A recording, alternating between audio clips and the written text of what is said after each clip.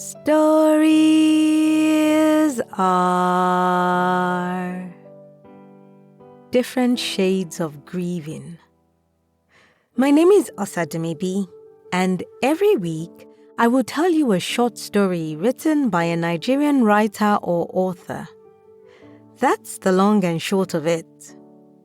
So without much ado, this week's story is by Mifa Adejumo, and it's titled Processing. It didn't feel like death. It didn't feel like the end. It felt like how I have felt for most of my life. One more moment saved into the memory bank of pain I hope to process, but know deep down I will never get to. Hey, yeah, my dear. Sorry. A woman who smelled like ginger and warmth said, breaking me away from my thoughts as she reached out to offer a hug. I didn't like being touched. But on this day, I could not count the number of times it had happened. My usually nervous reaction soon went numb after the millionth unsolicited hug. One person even went as far as tugging my cheeks. "Eh?" she had exclaimed. "You are such a beautiful girl. Your mother's carbon copy." She giggled, and for a moment I could hear the lump in her throat. I knew she was about to switch from giddy to mournful, as though having caught herself not grieving enough in front of the girl who just watched them bury her mother. Your mother was an incredible woman," she added, her voice quivering. She pulled the edge of her wrapper to her face and wiped what I hoped were real tears. I nodded, not sure how to respond to what I reckoned wasn't even deserving of one. She always pulled people in." I nodded again. This is so painful." I scoffed in my head. "Tell me about it." "Hey, I wish she were still here with us," she added and took a deep breath. Through it all, I forced a smile. I was not genuinely worried about the performativeness of mourning. I expected it. What bothered me was how it seemed like more people came to comfort me than they did my brother. Patriarchy, eh?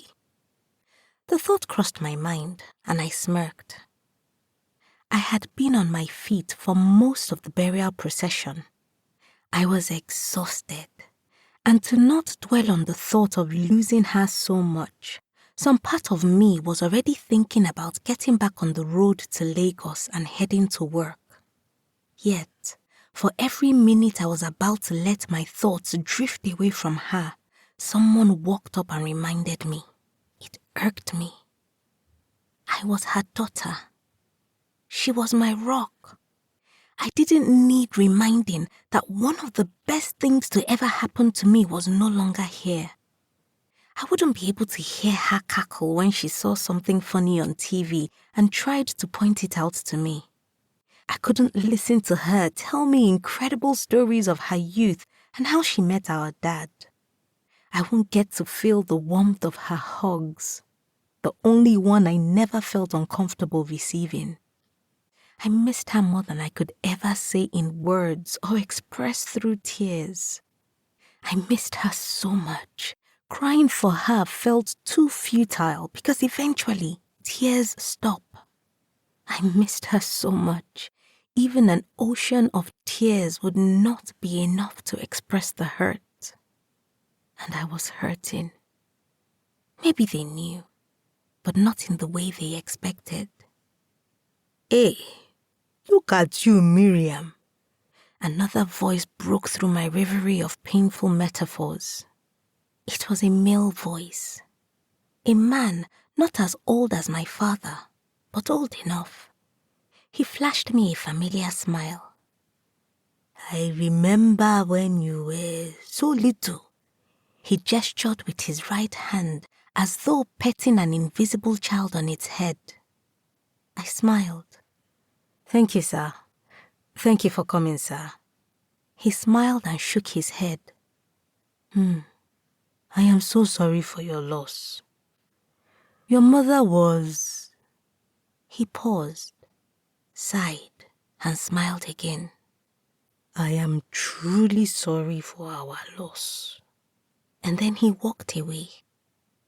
I stared at him as he moved past a couple of people in clusters and then stood in front of my brother and father. I was sure I had heard all there was for people to say about who they thought my mother was to them, and none was unique. Yet, this man, his pause, his restraint caught my attention. I wondered if there was something he remembered about my mother that he didn't think appropriate to say, or if he was just better at reading the uninterested expression hidden beneath my fake smile. I wasn't sure what it was. My eyes remained on him in parts, even as I nodded and replied perfunctorily to some other woman's condolence. Who was he? What did he know about my mother? Why did he stop himself from saying it? Those questions haunted me all through the procession. By the time I was back in our ancestral home, closed the door to my bedroom, and rushed into the bathroom to wash off the hundreds of bodily skin residues that were on me, something dawned on me. I turned off the shower. I closed my eyes, and I remembered her face, her smile, the warmth in her laughter, kindness in her eyes. And I remembered a conversation we'd had some months before. "Miriam, do you know why I always ask you to do so much around the house?" she had asked. We were in the kitchen preparing a meal. I chuckled. "Is it not because your other children are lazy?" She laughed and shook her head. "Oh, leave your brother. Once he starts his bachelor life and hunger wire am finish, he go learn to cook." I giggled. No. The reason I always ask you to do a lot of things is because I know how much the distraction helps you. I turned to look at her, bemusement in my eyes. "Yes, you're my daughter. I know you better than you think. And I know that you process your feelings differently from others. You need time. And sometimes the time to do that might not be when others expect it." Those words re-echoed in my head as I stood transfixed in the bathroom. I gulped. Beads of water dripped from my head to the shower floor. I opened my eyes, and almost as clear as day, I could see her standing in the distance. A smile on her face, wearing a red Iro and Buba attire, the last thing she wore to a friend's son's wedding 4 months ago.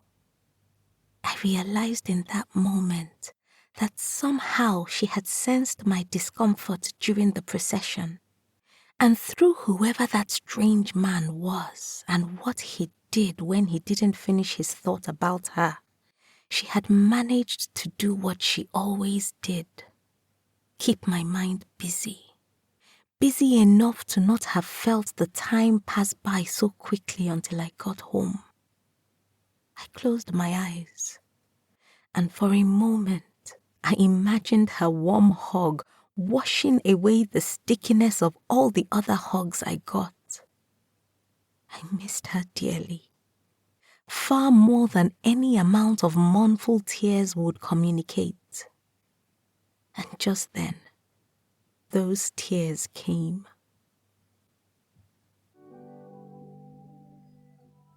Mifa Adejumo is an author from Nigeria. He's a graduate of the University of Nigeria, where he earned a bachelor's degree in mathematics. You can read more of his work on Substack at Mifa Writes and purchase his published works on Seller.